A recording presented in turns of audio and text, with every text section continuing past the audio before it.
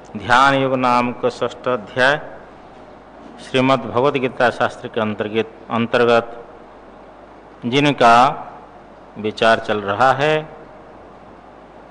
कहाँ आज 21वां श्लोक से हम लोग पहले उच्चारण कर लिया जाए।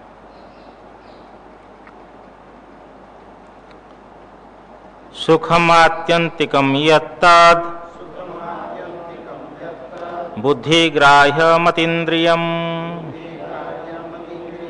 वेत्ति यत्र न चैवायम् स्थितश्चलति तत्त्वतः यं लब्ध्वा चापरं लाभं मन्यते नाधिकं ततः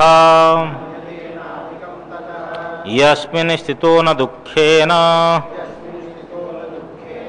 गुरुणापि विचाल्यते तं विद्या दुख संयोग वियोगं योग संगीतम स निश्चयेन योक्तव्यो योगो निर्विणचेतसा संकल्प प्रभवान् कामान् त्यक्त्वा सर्वान् शेषतः मनसैवेन्द्रियग्रामं विनियम्य समं ततः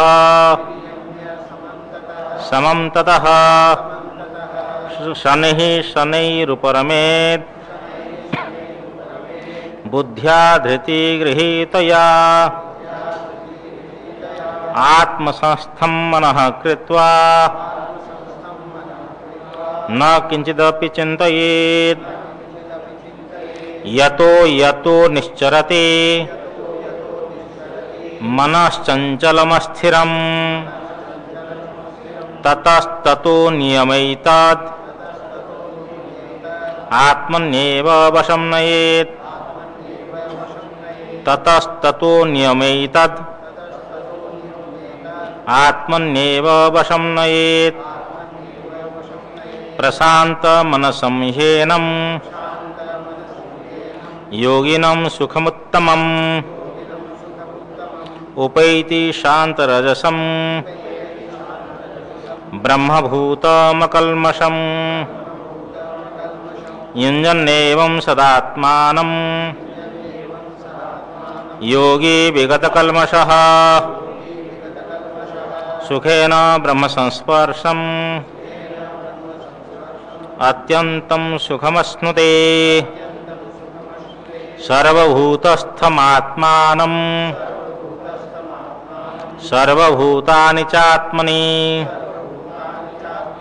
ईक्षते योगयुक्तात्मा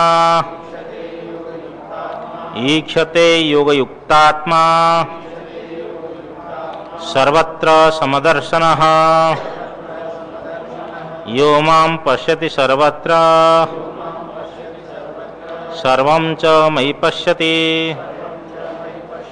तस्याहं न प्रणश्यामि स च मे न प्रणश्यति। हरि ओम। पूर्व पाठ का सारांश कहने के पूर्व इस अध्याय का 4th श्लोक आप लोग देखेंगे कि यदा ही इंद्रियार्थेषु न कर्मस्वनुसज्जते, यहाँ सज्जते पाठ है, सर्वसंकल्प संन्यासी योगारूढ़स्तदुच्यते। यहाँ ही शब्द तो ना एव अर्थ में है ना कारण अर्थ में है। यहाँ ही शब्द जो है आनंद गिरि ने अच्छा शब्दादिषु कर्मसु चानुसंग संजी संगे है। शब्दादिषु कर्मसु चानुसंगस्य योगारोहणम प्रतिबंधकत्वात्। शब्दादि एवं कर्मों में जो आसक्त व्यक्ति है अथवा जो आसक्ति है अनुसंग, अब कर्तव्यता बुद्धि नहीं होती, नहीं करता है, भाष्यकार ने कहा जो अनुसंग है उसका योगारोहण नहीं हो सकता है। क्योंकि योग को प्राप्त करने का जो प्रयत्न है उसमें ही बाधक है अनुसंग। तदभावस्य तदुपायत्वम प्रसिद्धमिति, और अनुसंग का अभाव योगारोहण के उपाय है, ये प्रसिद्ध है। इस प्रकार द्योतयितुम ही इत्युक्तम, इसी प्रसिद्ध को प्रकाश करने के लिए ही शब्द का प्रयोग है कि अनुसंग है तो युगारोहण नहीं हो सकता है, अनुसंग का अभाव है तो युगारोहण संभव है, उसका उपाय है अनुसंग का अभाव। इसे प्रसिद्ध को प्रकाश करने के लिए ही शब्द का यहाँ प्रयोग हुआ है। उस समय शायद में ही शब्द का कोई अर्थ किया था, स्पष्टीकरण दिया आनंदगिरी के अनुसार। अब देखो कल का पाठ का ये प्रसंग है, भगवान ने योगी के लिए कहा कि योगी निरंतर एकांत प्रदेश में रहकर एकाकी यतचित्तात्मा होकर निराशी होकर और अपरिग्रह होकर निरंतर अपने मन को समाहित करे। ये बहुत बड़े मार्मिक श्लोक है, बड़े प्रेरक श्लोक है। ये जैसे ध्यान योग के लिए भगवान ने, कर्म योग के लिए पंचम अध्याय का 10वां श्लोक है, तृतीय अध्याय का 30वां श्लोक है, और समस्त योगस्थ होकर कर्म करने का जो प्रसंग है, इसी प्रकार ध्यान योग के लिए ये 6ठ अध्याय का 10वां श्लोक बड़े प्रेरक है। योगी युंजीत सततम आत्मानं रहसि स्थितः एकाकी यतचित्तात्मा निराशी रपरिग्रह। ये बहुत ही प्रेरक श्लोक है। उसके बाद में आहार विहार आदि भगवान ने सब नियम बतलाया, और इस प्रकार योगी अपने मन को समाहित करता हुआ नियत मानस वाला होकर के जो भगवत स्वरूप है मदात्मिका निर्वाण परमा शांति को प्राप्त करता है, जिसमें निर्वाण मोक्ष जो है परिवासन हो जाता है। वो शांति से अतिरिक्त कोई मोक्ष नहीं है। और वो मदात्मिका, आनंदगिरी ने कहा मत संस्थाम अधिगच्छति का अर्थ है मदात्मिका, मेरा स्वरूप ही मोक्ष, भगवान का स्वरूप ही मोक्ष है। भगवान का स्वरूप ही मोक्ष है। कौन सा स्वरूप लेना? निर्गुण निराकार स्वरूप है, साकार स्वरूप है। भगवान का निराकार स्वरूप ही मुक्त स्वरूप मोक्ष स्वरूप है। साकार स्वरूप जो है वो दिखाई पड़ता है नहीं। ये जो है माया के कारण से भगवान का साकार विग्रह दिखाई इसलिए भाष्यकार कहते अजोपि सन वे आत्मा में आप लोगों ने सुनाया कि देहवान इव भवामी। भगवान जो कहते हैं कि मैं जन्म लेता हूं प्रकृति में स्वामधिष्ठ स्वामी आत्म माया, कि अपनी माया को वशीभूत करके प्रकृति को वश में करके माया के द्वारा मैं प्रकट होता हूं, जन्म लेता हूं। कैसा जन्म है? बोले देहवान इव भवामी, देह वाला के समान होता हूं। भगवान का वास्तविक जन्म नहीं होता। न स्थान तो अपि परस्य उभलिंगम सर्वत्र ही ब्रह्मसूत्र में, क्योंकि एक का वास्तविक दो रूप नहीं हो सकता है। वास्तविक रूप तो एक है और कल्पित रूप अनेक कर लो, कोई आपत्ति नहीं है। जैसे रस्सी पड़ी है तो रस्सी को देख करके कोई व्यक्ति कहता है कि सर्प है, किसी को भान होता है भूत छिद्र है, किसी को भान होता है कि डंडा पड़ा हुआ है, माला है।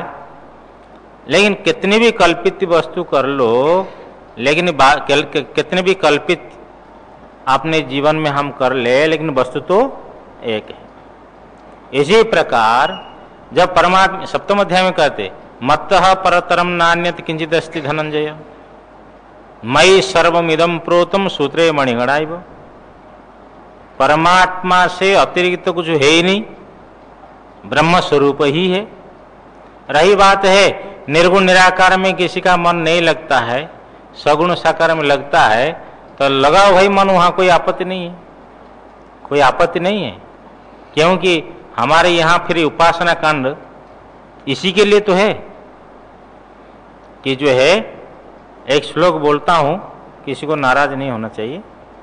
हाँ, निर्विशेषम परम ब्रह्म साक्षात कर्तुम अनीश्वराः ये मंदा स्ते अनुकंप्यन्ते सविशेष निरूपण ही। जो लोग मंद लोग निर्विशेष ब्रह्म को साक्षात्कार करने में असमर्थ हैं, उनके लिए सविशेष निरूपण के द्वारा वो अनुकंपा के पात्र होते हैं। पहुंचना तो वही है, कोई आपत्ति नहीं है। निर्गुण निराकार की उपासना भी होती है, सगुण साकार की भी उपासना होती है। उपासना में इतनी बड़ी सामर्थ्य है कि निष्काम भाव से उपासना करने पर भगवान ज्ञान देते हैं। और उसमें आया ना, यो बोधेत्याश्रितान विश्वम दर्पण दृश्यमान दक्षिणामूर्ति स्तोत्र में तत्वमस्यादि वेद वचसा यह साक्षात बोधयति, ये स्वयं भगवान फिर ज्ञान देते हैं। तो रही बात है कि जो आप ध्यान करेंगे, भगवान ने कहा है, और वो जो ध्यान करना है और जो भगवान का मोक्ष स्वरूप है, परमाम शांतिम, शांतिम निर्वाण परमाम मत संस्था अधिगच्छति, ये मत संस्था का अर्थ है, भगवान भाष्य कर लिखते मद अधिनाम, मोक्ष जो है मेरे अधीन है। और आनंदगिरी के और थोड़ा आगे बढ़कर लिखते हैं मदात्मिकाम, मोक्ष भगवान का स्वरूप है। आपका हमारा वास्तविक जो स्वरूप है वो मोक्ष स्वरूप है, माया के कारण से भटका हुआ है। इसलिए सज्जनों, किसी प्रकार कोई भ्रांति नहीं रखनी चाहिए कि निर्गुण निराकार ब्रह्म और सगुण साकार में, तो निर्गुण निराकार ब्रह्म ही तो ये सब क्या दिखाई पड़ रहा है। लेकिन आप कहोगे निराकार है ही नहीं, ये तो गलत हो जाएगा।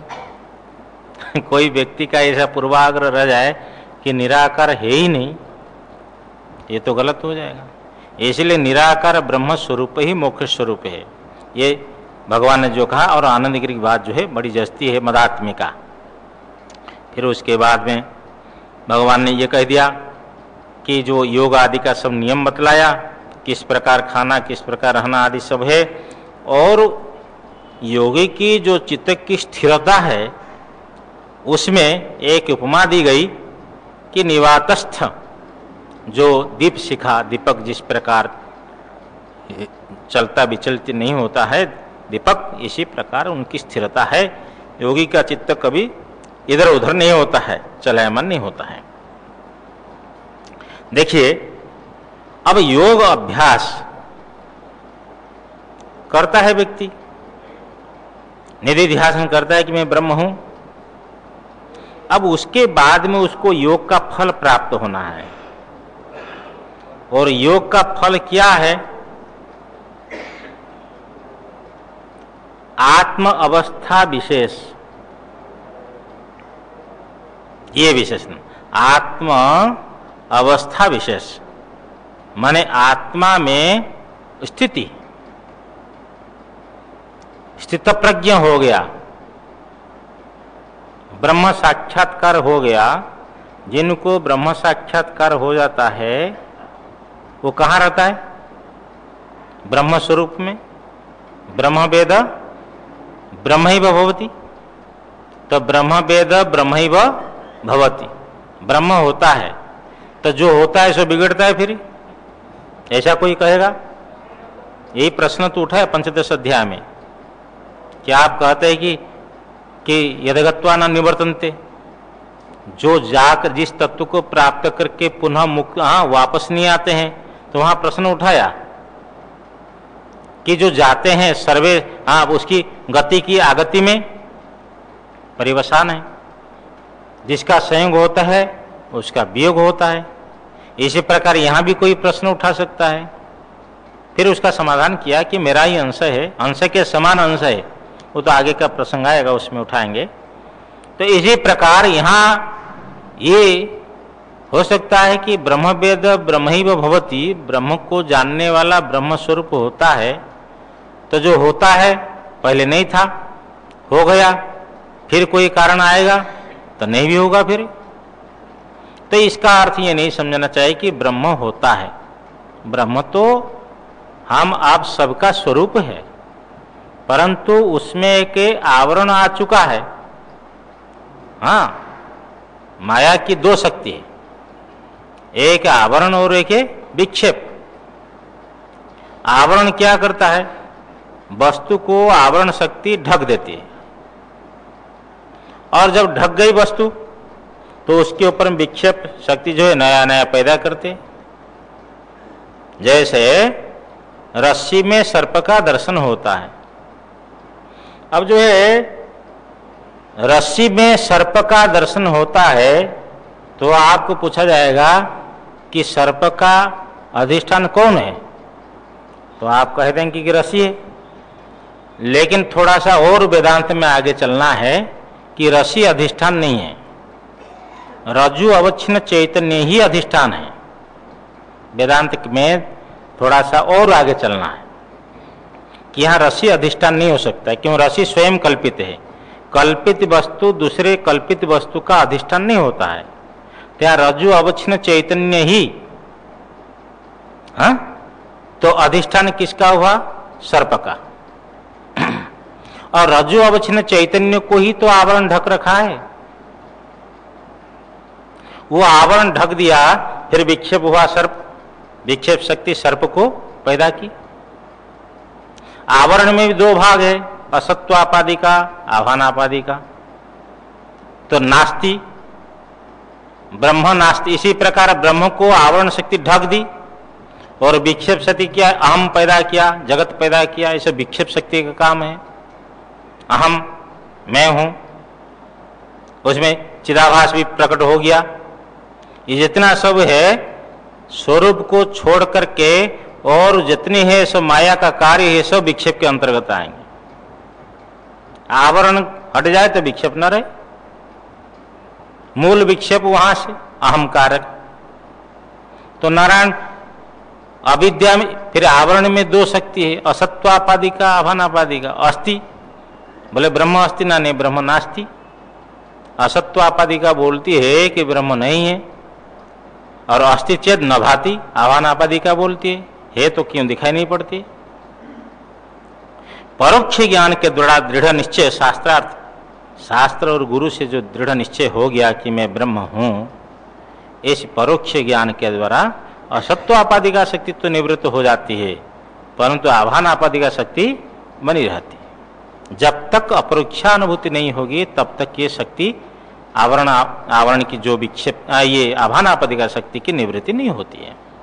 तो आत्म साक्षात्कार हो जाने का अर्थ है कि आपने में जो अब्रह्मता की भ्रांति थी वो निकल जाए। जैसे कुंती का पुत्र तो था ही कर्ण, लेकिन अपना को कौन्तेय मानता था क्या? कर्ण अपना को कौन्तेय नहीं मानते थे, राधेय। कि जो कौन्तेय वो आप उनकी जो पालन पोषण करती होगी माता राधा होगी उनके नाम। अब भगवान जब संधि करने के लिए गए थे और बात नहीं बनी, कैसी बनती? भगवान तो दुर्योधन के हृदय में बैठकर बोलते कि मत करो। इधर दूत बन करके जाते हैं और उधर बैठकर बोलते कि नहीं होगा, क्योंकि उनकी तो सब किया कराया है। तब भगवान जब वापस आए उनके साथ में, तब भगवान को छोड़ने के लिए कुछ दूर तक कर्ण आए और भगवान ने कर्ण से ये कह दिया उसी समय में कि आप कुंती के ज्येष्ठ नंदन हो, आप संधि कर लो। तो कर्ण ने कहा, हे वासुदेव, ये तो हम लोगों को आप सब निमित्त बनाया है और मैं अर्जुन से मर करके और आपको स्वर्ग से ही भेंट करूंगा। तो वो संधि के लिए असहमति प्रकट की। और ऐसा शायद मेरे भान में ये बात आती है कि उनने कहा कि ये बात आप युधिष्ठिर को नहीं बोलना है, क्योंकि युधिष्ठिर को आप बोल देंगे तो राज मुकुट मेरे सिर में लगाएगा वो, और मैं जो है कृतज्ञ हूं, और मैं जो राज मुकुट है वो दुर्योधन को दे दूंगा, और मैं सर्वथा जानता हूं कि इस राज मुकुट का अधिकारी दुर्योधन नहीं है। तो जब भगवान कह दे कि तुम कुंती नंदन हो, तो उस समय से उसको जो कुंती नंदन का अभाव का ज्ञान था, वो भान, वो भी जो माने एक प्रकार जो उनको ज्ञान नहीं था, अज्ञान था, वो अज्ञान की निवृत्ति हो गई और उनको भान हुआ कि मैं कौन्तेय हूं। फिर भी भगवान ने प्रेरित की माता कुंती से कि एक बार तुम जाओ, और माता कुंती उनके पास में गई और जब प्रकट किया कि तुम मेरे पुत्र हो, तो उन्होंने कहा ठीक है, तो ये तो जगत में सब जानते हैं कि 5 पांडव है, सबके लिए मैं अभयदान देता हूं, लेकिन अर्जुन को छोड़कर। अर्जुन मरेगा तो भी 5 पांडव है, कर्ण मरेगा तो भी 5 पांडव है। तो कहने का अर्थ है कि वो कौन्तेय होने पर भी उनको ज्ञान नहीं था, भगवान के द्वारा और कुंती माता के द्वारा ज्ञान कराया गया। तो ज्ञान हो जाने के बाद में व्यक्ति में कोई परिवर्तन हुआ क्या? कुछ परिवर्तन नहीं हुआ। इसी प्रकार आप और हमारा सबका यही स्वरूप है कि हम सत चिद आनंद स्वरूप है, ब्रह्म स्वरूप है, परंतु उसका ज्ञान हमें नहीं, हम भूले हुए हैं। इमाहा सर्वाहा प्रजाहा, देखो इमाहा सर्वाहा प्रजा अहर अहर गच्छन्त्य एतम ब्रह्मलोकम न बिंदति अनृत्य ही प्रतिऊढ़ा, छांदोग्य उपनिषद में आते।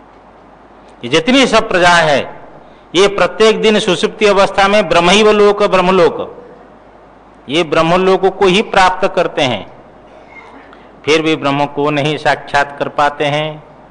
क्यों नहीं कर पाते हैं? बोले मिथ्या ज्ञान के द्वारा ये सब हर लिए गए हैं, अज्ञान के द्वारा हर ली गए हैं, हर ली गई है सब प्रजाएं। अनृत्य नहीं प्रतिऊढ़ा है तो हमारा आपका वास्तविक ब्रह्म स्वरूप है। तो ब्रह्म साक्षात्कार, ब्रह्म ज्ञान, ब्रह्म की प्राप्ति, ये ब्रह्म की प्राप्ति ऐसे है प्राप्त शैव प्राप्ति। जैसे किसी गले में माला है और 25-30 हजार रुपया की जो चेन लगाए सोने की, और गला में लगा लिए, लेकिन ढूंढ रहे कहाँ भाई रख दिया मैंने, इधर उधर 3 घंटा हो गया, उसको भ्रांति हो गई मेरी चोरी हो गई चेन। गले के जो माला है, हार है, वो कहाँ चोरी, कहाँ। और कोई व्यक्ति आया कि देखा क्या ढूंढ रहे हो, ना अभी बात करने के लिए फुर्सत नहीं भाई, इतनी परेशान है, इतनी दुखी है, अशांत है। लेकिन अगले वाला उनकी समस्या सुनकर कहा तुम्हारे गले में ही चेन है, तो हाथ लगाया तो यहां चेन है। अब इसकी कैसी प्राप्ति हो गई? पहले से अप्राप्त थी क्या? पहले से जो प्राप्त है यहां प्राप्त की प्राप्ति हो गई। इसी प्रकार पहले से आप और हमारा वास्तविक जो स्वरूप है, ब्रह्म स्वरूप है, हम भूले हुए हैं और भूल करके माया के चक्कर में पड़े हुए हैं। और ब्रह्म साक्षात्कार हो जाता है, ये माया हट जाती है, जो आपका हमारा वास्तविक स्वरूप प्रकट हो जाता है। वो जो ब्रह्म अवस्था विशेष योग है, जो साधना का फल है, उनको यहां भगवान 3 श्लोकों के द्वारा कह रहे हैं। 20, 21 और 22 ये तीनों श्लोक उसी को बोल रहे हैं। देखो, यत्रोपरमते चित्तम निरुद्धम योग सेवया यत्र चैवात्मनात्मानं पश्यन्नात्मनि तुष्यति। 20वां श्लोक कल हो गया था कि जिस समय में ये योग अनुष्ठान के द्वारा चारों ओर से निवारित चित्त जो है, निरुद्ध चित्त है, उपरमते, उपराम को प्राप्त करता है। अच्छा, और यत्र चैव, और जिस अवस्था में ही, अर्थात जिस अवस्था में, यत्र चय, जिस अवस्था में आत्मना आत्मानं पश्यन्, शुद्ध अंतःकरण के द्वारा शुद्ध ब्रह्म को साक्षात्कार करता, करता हुआ आत्मनि एव तुष्यति, प्रत्येक आत्मा अंतरात्मा में ही संतुष्ट होता है, तुष्टि को प्राप्त करता है। बस और कुछ उनको दुनिया से कुछ लेना देना नहीं है। उनको तो आत्मानंद है, ब्रह्मानंद है, अखंडानंद है, स्वरूपानंद है, केवलानंद, कुछ भी लगा दो। हमारे सन्यासियों का ऐसे ही सब नाम रखा जाता है। हाँ, ब्रह्मानंद है, ब्रह्म ही आनंद है। ऐसे आनंद स्वरूप को प्राप्त करता है। और किंच सुखमात्यंतिकम यत्तत् बुद्धिग्राह्यमतीन्द्रियम वेत्ति यत्र न चैवायम स्थितश्चलति तत्त्वतः। यत् सुखम, जो सुख है, यत् सुखम, जो सुख है, कौन सा सुख है? आत्यंतिकम, अर्थात अनंत सुख है। अनंत सुख, ब्रह्मानंद जो है वो अनंत सुख है। और क्या कहा उसी सुख को? बुद्धिग्राह्यम, बुद्धि, शुद्ध बुद्धि के द्वारा ही वो ग्रहण योग्य है। अर्थात उस सुख का अनुभव शुद्ध बुद्धि से ही होता है। निर्मल मन जन सोम ही पावा, जिसका मन निर्मल नहीं है वो सुख को प्राप्त नहीं कर सकता है। बुद्धिग्राह्यम का अर्थ लिया कि इंद्रिय निरपेक्षा, इंद्रिय निरपेक्ष है, इंद्रियों के द्वारा उसका ग्रहण नहीं होता। और अतीन्द्रियम, वह सुख क्या है? अतीन्द्रिय है, अर्थात अविषय जनितम। एक सुख पैदा होता है विषय से, इंद्रिय और विषय का संपर्क हुआ, उसके बाद में विषय का ज्ञान हुआ और विषय अनुकूल है, उसके बाद में सुख हुआ। सुख कैसा होता है? जैसे विषय, इंद्रियों का विषयों के साथ में संपर्क होने के बाद में जब विषय अनुकूल है, उसके बाद में जो हमारा मन है ना, वो मन जो है आत्माभिमुख हो जाता है। जो मन ऐसा था उसका अंश क्या? आत्माभिमुख हो जाता है। आत्मा का जो आनंद स्वरूप है उस मन में प्रतिफलित होता है, उसी का नाम सुख है। जब प्रतिकूल विषय होता है उसमें जड़ता आ जाती है, उसका नाम दुख है। ये अंतःकरण का धर्म ही सुख दुख है। जैसे पंचदशी में या कहीं दिया है कि अग्नि के दो धर्म है, एक प्रकाश और एक उष्णता। तो प्रकाश तो बहुत दूर तक जाता है और उष्णता कुछ सीमा तक जाती है। इसी प्रकार सत्य स्वरूप तो उसमें आ गया, परंतु आनंद स्वरूप नहीं आता है। दुख का जो अनुभव होता है, तो ये जो हमारे मन में जड़ता आ गई, तो सुख, हाँ, उसमें आनंद अंश नहीं आया। हाँ, कहाँ वेदांत परिभाषा अथवा पंचदशी में आया है। तो इस प्रकार जो है कि जो सुख है वो अपना स्वरूप है, परंतु वो सुख खंडित इसलिए है क्योंकि विषय निमित्त से प्रकट हुआ है। तो यहाँ जो अनंत सुख है उसको अतीन्द्रिय कहा, अविषय जनितम, विषय से उत्पन्न नहीं होने वाला है। अब ये एक वाक्य बन जाएगा, यत् आत्यंतिकम बुद्धिग्राह्यम अतीन्द्रियम सुखम, जो अनंत और शुद्ध बुद्धि ग्राह्य और अतीन्द्रिय सुख है, तद, उसको, यत्र वेति, जिस अवस्था में जानता है। ऐसा भी ले सकते, यत्र को इधर भी से ले सकते, उधर भी। यत्र माने यस्मिन् काले, जिस समय में ये जो साधक है, मुमुक्षु है, अब अनंत बुद्धिग्राह्य अतीन्द्रिय जो सुख है उसको जिस समय जानता है, और चकार्थ और न चैवायम स्थितः चलति तत्वतः, चकार्थ और अयम, ये जो साधक जिस स्वरूप में अवस्थित होकर के तत्वतः न चलती, अपने स्वरूप से कभी गिरता नहीं है, अपने स्वरूप से कभी, जैसे क्योंकि वहां ब्राह्मी स्थिति आ गई, वहां जो साधक है वो ब्रह्मज्ञानी हो गया और ब्रह्म स्वरूप में अवस्थित हो गया। कहते वो काल को निर्देश कर रहे जिस समय में, और ये अयम मानी ये जो साधक ज्ञानी अब ज्ञानी हो गया, स्थितः आत्मस्वरूप में स्थित होकर तत्वतः न चलती, तत्व से स्वरूप से न प्रचव्यते इति अर्थः, वो अपने स्वरूप से गिरता ही नहीं है, न प्रचव्यत इति अर्थः। ये सब आत्म अवस्था योग विशेष से बतला रहे हैं। और यम लब्ध्वा चापरम लाभम मन्यते नाधिकम ततः यस्मिन् स्थितो न दुखेन गुरुणा अपि विचाल्यते। ये हो गया कि सुखम आत्यंतिकम यत्तद् बुद्धिग्राह्यम अतीन्द्रियम वेत्ति यत्र न चैवायम स्थितश्चलति तत्वतः। यम लब्ध्वा, जिस आत्मा को प्राप्त करके, यम लब्ध्वा च माने और, जिस आत्मस्वरूप को प्राप्त करके, ततः उसी आत्मस्वरूप से, उसी आत्मस्वरूप के लाभ से समझ लो,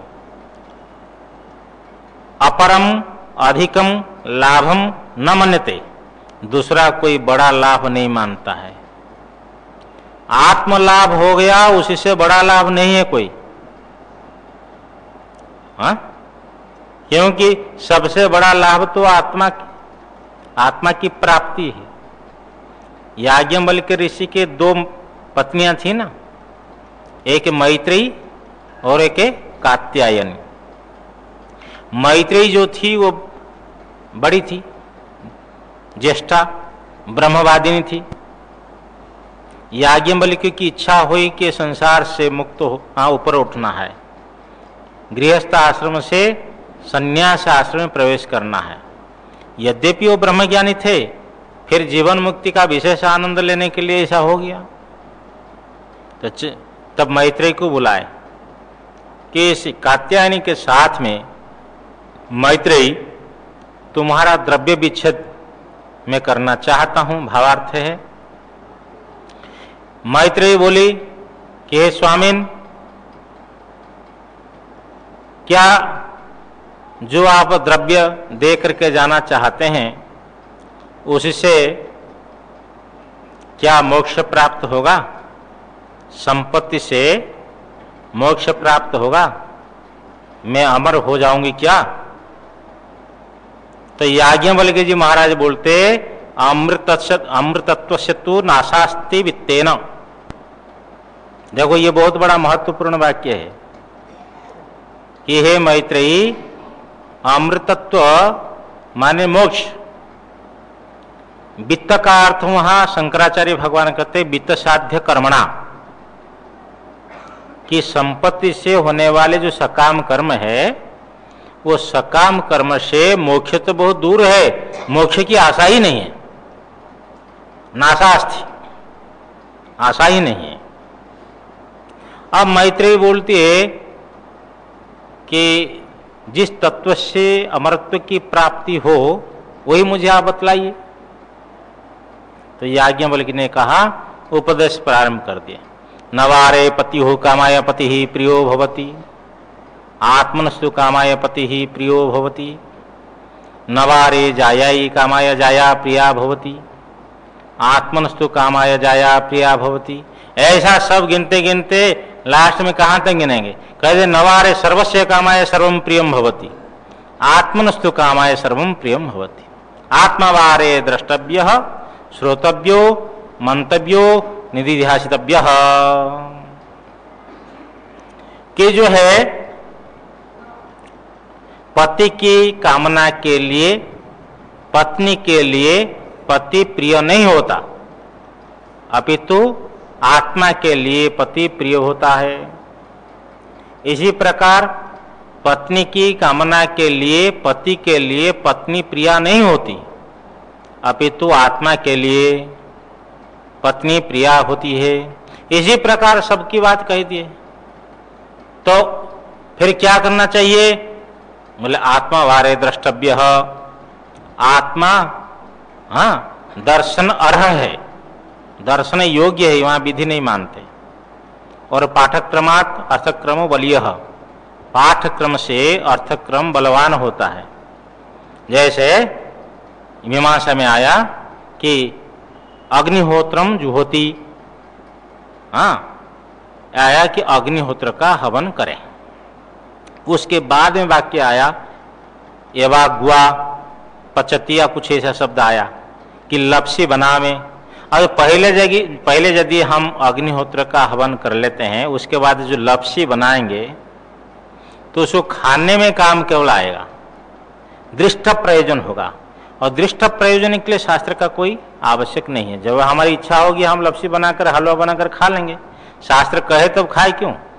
इसीलिए यवाग्वा पचती ऐसा कुछ आया, अथवा यवाग्वा जुहोति, ऐसा आया है, यवाग्वा जुहोति होगा। तो फिर वहां विचार किए पहले यवागु का पाचन करके हवन करो, उस यवागु के द्वारा ही, लपसी के द्वारा ही अग्निहोत्र का हवन करो। पहले इस वाक्य का अर्थ समझे, बाद में अग्निहोत्रम जुहोति।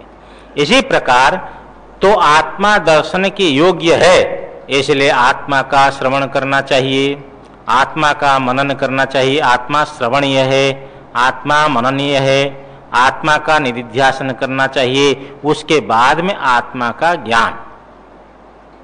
तो आत्मा का दर्शन करना है। आत्मलाभ से परलाभ कुछ नहीं है।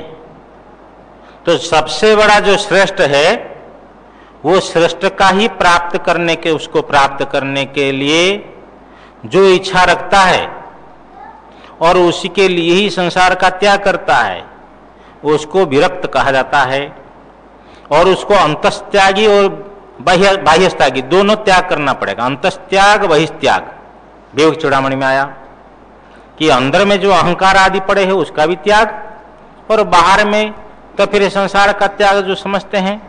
हाँ, तो जैसे अपना धन है, ऐष्णा है, पुत्र है, हाँ ये सब कुछ त्याग करना है, लोक आदि का त्याग करना है। तो दोनों त्याग की आवश्यकता है।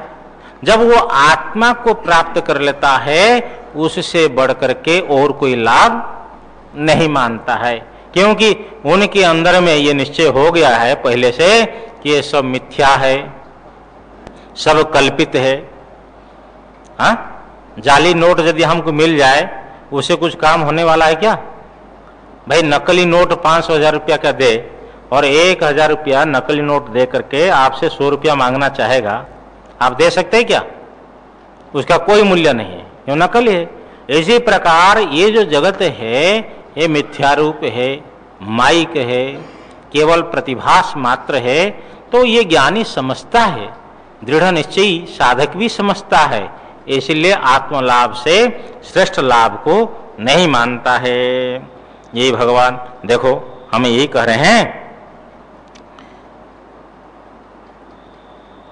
यम लब्ध्वा, जिस आत्मलाभ अथवा आत्मा को प्राप्त करके, ततः उससे अधिकम अपरम अधिकम लाभम न मन्यते, माने और जिस आत्मा को प्राप्त करके उसी से अधिक लाभ को, दूसरा अधिक लाभ को नहीं मानता है। तथा माने उसी से दूसरा अधिक लाभ को नहीं मानता है। और यस्मिन स्थितो, जिस आत्म स्वरूप में स्थित हुआ, न दुखे न गुरुणा अपि विचाल्यते, गुरुणा दुखेन अपि न विचाल्यते, बहुत बड़े दुख से भी विचलित नहीं किया जा सकता है। अर्थात दुख के द्वारा वो विचलित नहीं होता है। कितने बड़े दुख आ जाए वो विचलित नहीं होता है। ज्ञानी आत्मस्वरूप में अवस्थित हो गया। सज्जनों, जब तक वहां नहीं प्राप्त हमारी स्थिति है तब तक साधना करते रहना चाहिए, साधना ही करते रहना चाहिए जब तक उस स्थिति की प्राप्ति नहीं हुई है। बीच में आलस्य, प्रमाद और लोक वार्ता ये सब प्रतिबंधक आते हैं। निद्रा, प्रमाद, विषय भोग, ये सब निद्राया लोक वार्ताया शब्दादेरपि विस्मृते है, क्वचिन्नावसरम दत्वा चिंतय आत्मनमात्मनि। निद्रा में, निद्राया लोक वार्ता, यहाँ संसार की चर्चा, शब्दादि और शब्दादि विषयों से, भोगों से समझ लो। इसमें आत्मा की विस्मृति हो जाती है। मैं ब्रह्म हूं, ये जो अभ्यासी अभ्यास करता है तो उतने समय क्या है, आत्मा की विस्मृति हो जाती है, निद्रा के द्वारा, जगत वार्ता के द्वारा और शब्दादि विषय हो। तो समझ लो कि इनके द्वारा भावार्थ है। तो आत्मा की विस्मृति में, आत्मा की विस्मृति का इसमें अवसर नहीं देना चाहिए। निद्राया, निद्रा में, निद्राया लोक वार्ताया शब्दादेरपि विस्मृते है क्वचिन्नावसरम दत्वा चिंतय आत्मनमात्मनि, कि जो है तो इसमें निद्रा से, लोक वार्ता से, शब्दादि विषय भोगों से भी आत्मा की विस्मृति को कहीं भी अवसर न देकर अपने अंतःकरण में आत्मा का चिंतन करो। भगवान शंकराचार्य विवेक चूड़ामणि में बोलते, चिंतय आत्मनमात्मनि। तो अब रही बात जो अवस्था विशेष प्राप्त हो जाता है, उसमें बड़ा दुख भी उनको प्राप्त हो प्रारब्धवशात, वो दुख के द्वारा विचलित नहीं किया जा सकता। महत दुख के द्वारा, अर्थात महत दुख से विचलित नहीं होता है। ये जो 3 श्लोकों के द्वारा कहा गया है, यत्र पुरमत्य से लेकर के यम लब्ध्वा तक, ये आत्मा अवस्था विशेष योग युक्त। आत्मा अवस्था माने ब्रह्म में स्थित हो गया, आत्म अवस्थान, ये योग है। इसी को ही वस्तुतः योग समझना चाहिए। तम विद्या दुख संयोग वियोगम योग संगीतम सनिश्चयेन योक्तव्यो योगो निर्विण चेतसा। तम दुख संयोग वियोगम योग संगीतम विद्यात्, जो ये आत्मावस्था विशेष योग कहा गया है, उसको वो कैसा है, दुख संयोग वियोगम, दुखों का संयोग, आध्यात्म के आधिभूत के आधिदेव की जो दुख है उनकी प्राप्ति संयोग, और उस संयोग का वियोग माने दुखों का अभाव, उसको ये जो दुख संयोग वियोग को योग संगीतम, जो योग शब्द वाच्य है, उसको जानना चाहिए, विद्या जानना चाहिए कि इस अवस्था में दुखों का संयोग ही नहीं होता है। आत्मज्ञान हो जाने पर आत्मा की स्थिति में, ब्राह्मी स्थिति में दुखों का संयोग का अभाव माने दुख संयोग होता ही नहीं, दुखों की प्राप्ति नहीं होती है। उसी को ही योग शब्द वाच्यार्थ है, वो ऐसा समझना चाहिए, जानना चाहिए। भगवान कह देते कि दुखों का अभाव, लेकिन दुखों का संयोग, फिर उसका वियोग, ये विपरीत क्रम से उसको समझना चाहिए। और सनिश्चयेन योक्तव्यो योगो निर्विण चेतसा, सयोगो, वो जो आत्मा अवस्था योग है, निश्चयेन, निश्चय पूर्वक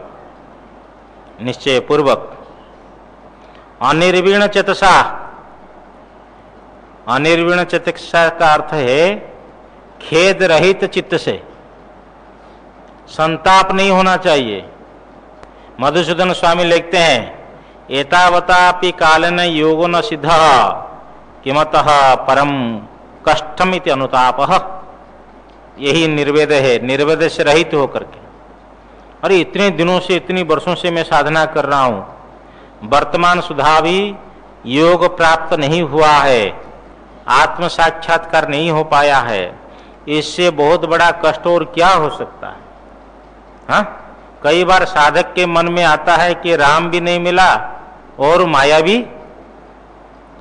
हाँ, देखो एक महात्मा उदाहरण दे रहे थे कि 2 साधक और तपस्या कर रहे थे, एक इमली वृक्ष के नीचे बैठ करके और एक जो है पीपल वृक्ष के नीचे बैठ करके, दोनों बहुत वर्षों से साधना कर रहे थे और साधना करते करते दोनों थक चुके थे कि भाई भगवान का तो साक्षात्कार हुआ नहीं। तो जब थक चुके थे उनके अंदर में उपरामता आ चुकी थी, तो नारद जी भगवान, जो महर्षि नारद जी महाराज वहां पहुंच गए। नारायण नारायण नारायण नारायण।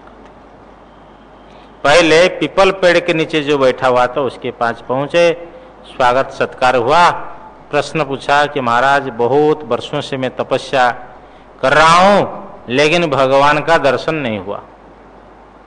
नारद जी महाराज ऊपर देखे, बोले देखो ऐसी पीपल के पेड़ में जितनी पत्ते हैं ऐसी तपस्या करते रहोगे, छोड़ोगे नहीं, तो इतने जन्मों हो जाएंगे, इतने जन्मों के अनंतर ही तुम्हें भगवान प्राप्त होंगे। नारायण नारायण कहते हुए नारद जी चले गए। तो उन्होंने देखा कि पीपल में कितने पेड़, कितने पत्ते हैं और इतने जन्म, इतनी वर्ष भी नहीं कहा बाबा जी ने, कहा तपस्या करते रहेगो तो उतने जन्मों में तुम्हें भगवान की प्राप्ति होगी। तो उन्होंने अपने वेडिंग बिस्तर बांधा और घर वापस, निराश हो गया। हाँ, इमली पेड़ के नीचे जो बैठा साधक उसके पास में गए, उनका स्वागत सत्कार के बाद कि उनका वही प्रश्न है, और उन्होंने कहा कि देखो इसी पेड़ में जितने पत्ते हैं उतने जन्मों तो ऐसी तपस्या करते रहोगे तो तुम्हें भगवान प्राप्त होंगे। अब अतला इमली में ज्यादा पत्ते हैं या पीपल में? तो उन्होंने नाचने लगा, जो भगवान आपने निर्धारित कर दिया, भगवान मिलेंगे, भगवान मिलेंगे, निश्चित मिलेंगे, आपने कह दिया, अब तो मैं साधना करता ही रहूंगा। तो उसके साधना में तीव्रता हो गई और उसी जीवन में ही भगवान मिल गए। तो साधक को उबना नहीं चाहिए, उसके अंदर में अनुताप नहीं होना चाहिए, अरे वर्षों से मैं साधना कर रहा हूं अब तक कुछ नहीं हुआ है।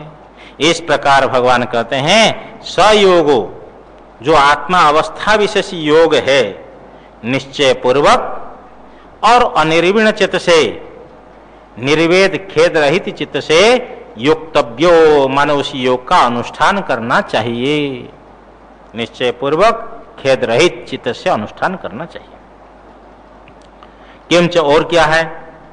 संकल्प प्रभवान कामान त्यक्त्वा सर्वान शेषतः मनसैवेन्द्रिय ग्रामम विनियम्य समन्ततः। तो ये हो गया अवस्था विशेष योग। ये साधन जो योग है अभ्यास योग का फल है, ब्राह्मी स्थिति, ब्रह्म स्वरूप में अवस्थित होना। अब कह रहे देखो कि ये विषयों के प्रति जो शोभन अध्यास पड़ा हुआ है उसी का नाम संकल्प है। यहां संकल्प का अर्थ मधुसूदन स्वामी बोलते शोभन अध्यास। शोभन अध्यास क्या है? किस वस्तु को प्राप्त करने की इच्छा होती है जिसमें सुंदरता बुद्धि होती है, हाँ ये बढ़िया है, ये अनुकूल है। हाँ जी, किसी व्यक्ति के साथ में अच्छा बोलो, अच्छा बैठो, तुमको चाहेगा, और थोड़ा उत्पटांग बोल दो तो कहेगा दूर हो जाए। जो संसार में जो शोभन अध्यास पड़ा हुआ है, शोभन के अध्यास का अर्थ यहां लेंगे भ्रांति, कि ये सुंदर है, ये अच्छा है, इससे काम उत्पन्न होता है, इच्छा उत्पन्न होती है। तो भगवान कहते हैं संकल्प प्रभवान कामान, संकल्प से उत्पन्न होने वाले कामनाओं को, एक दो नहीं, सर्वान, सब कामनाओं को, थोड़ा बहुत नहीं, अशेषतः त्यक्त्वा, संपूर्णतया त्याग करके। संकल्प से उत्पन्न होने वाले सब कामनाओं को संपूर्णतया अर्थात निर्लेपन, जैसे घी को पात्र से निकालते हैं, उसके बाद क्या करते, अंगुली घुमा लेते, पोंछ पास देते हैं, सब निकल जाए। इसी प्रकार अंतःकरण में किसी प्रकार कामना न रहे, अशेषतः संपूर्णतया निर्लेपन, इसको त्याग करके, संपूर्ण कामनाओं को त्याग करके, जो शोभन अध्यास से उत्पन्न होने वाले, तो उसको त्याग, उनको शब्द को त्याग करके मनसैवेन्द्रिय ग्रामम, मनसैवेन्द्रिय ग्रामम विनियम्य समन्ततः, और इंद्रिय ग्रामम मान इंद्रिय समुदाय को, समन्ततः चारों ओर से, मनसा विवेक युक्त मन के द्वारा विनियम्य विशेष नियम करके संयम करके मन को भी संयम किया, मन में रहने वाले संपूर्ण कामनाओं का परित्याग करके और मन के द्वारा इंद्रिय समुदाय को चारों ओर से नियमन करके, फिर ये यहाँ इंद्रिय समुदाय को नियमन करने के लिए भगवान ने कहा, आगे फिर मन को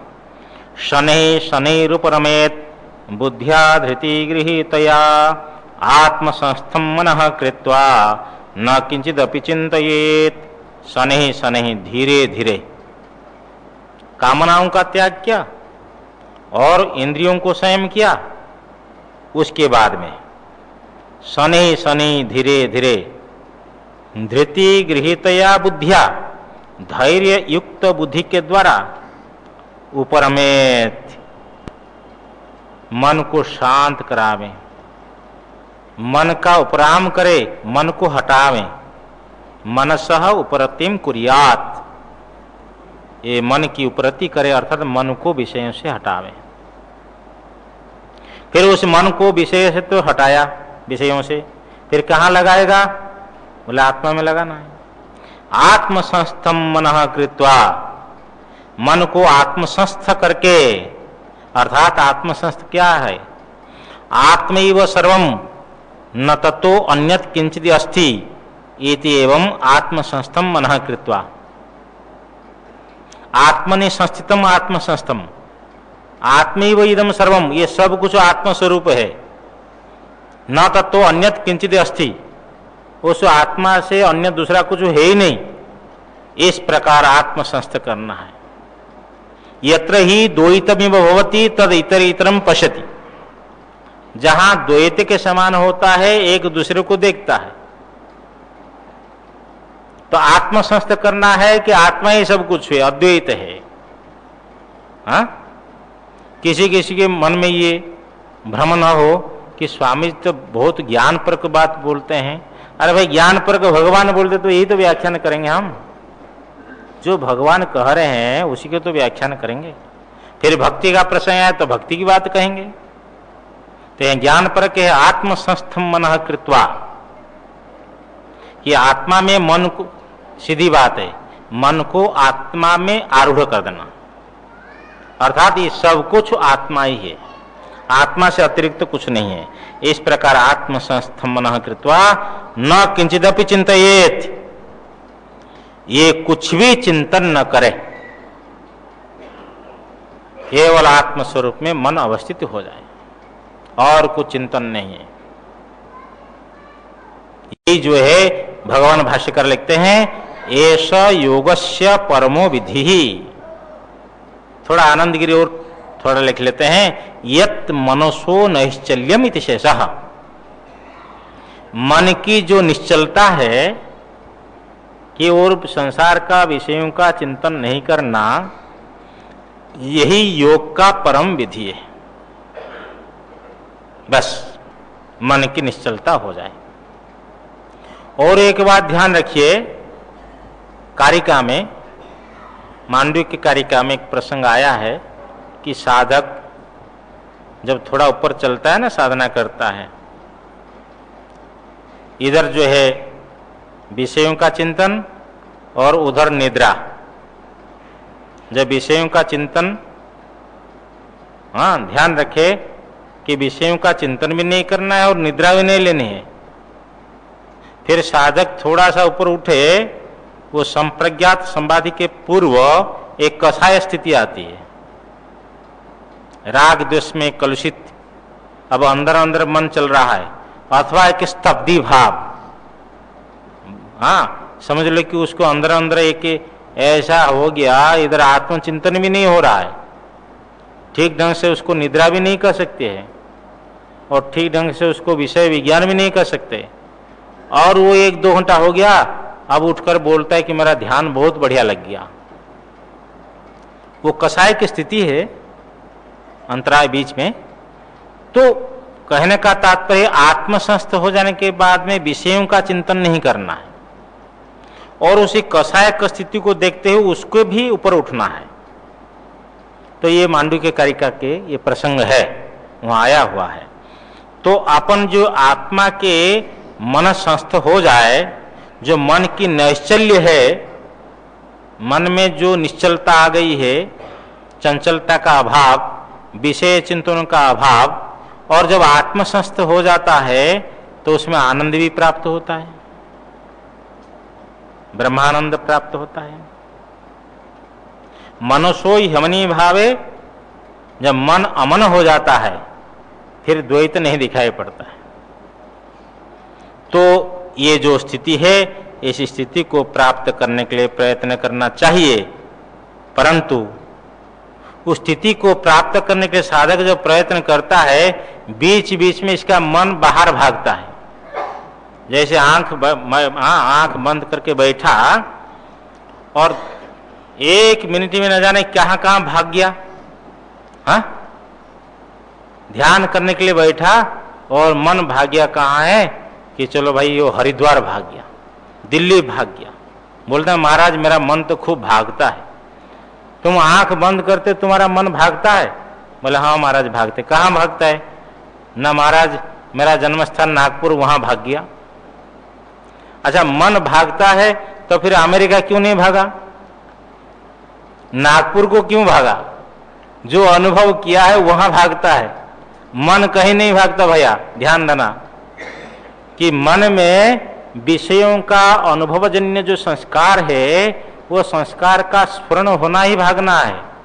ये नहीं समझना चाहिए कि मन कहीं चला जाता है। जब आंख बंद है तो मन कहीं नहीं भागता है। हाँ, स्वप्न में भी मन कहीं बाहर जाकर के नहीं देख रहा आता है। हाँ, विचार हुआ कि स्वप्न जब देखता है तो मानो ये गंगा में जाकर स्नान किया हिमालय पर्वत में, और हिमालय पर्वत क्या इसके अंदर आ सकता है क्या? इसके अंदर हिमालय पर्वत नहीं आ सकता। और थोड़े समय में जब हम बस में जाते हैं अथवा एरोप्लेन में यहाँ से जाएंगे तो भी हमको आधा घंटा कम से कम लगेगा, तो 2 मिनट में कैसे जाकर के आ गया? वो भी नहीं है। दूसरी बात है, जब स्वप्न टूटता है, मानो गंगा स्नान कर रहा था हिमालय में, गोद में बैठा हुआ, तो नींद टूट गई तो उसको वहीं जगना चाहिए। ये कहाँ जगता है? तो जहां सोया वहां जगता है। इसलिए मन कहीं नहीं जाता है स्वप्न में। जैसे स्वप्न में मन कहीं नहीं जाता है, ये संस्कार जो है उद्भूत होते हैं, प्रकट होते हैं, वासनामय शरीर मिलते हैं। इसी प्रकार मनोराज्य में भी मन कहीं बाहर नहीं जाता है। तो अपने आंख बंद है और हम बैठे हैं कि आत्मसंस्थ मन को आत्मसंस्थ करना है, आत्मा में मन को लगाना है, टिकाना है, और आत्मा से अतिरिक्त कुछ नहीं सोचना है। ऐसी स्थिति में हमारा मन विषयों का चिंतन करना प्रारंभ कर देगा।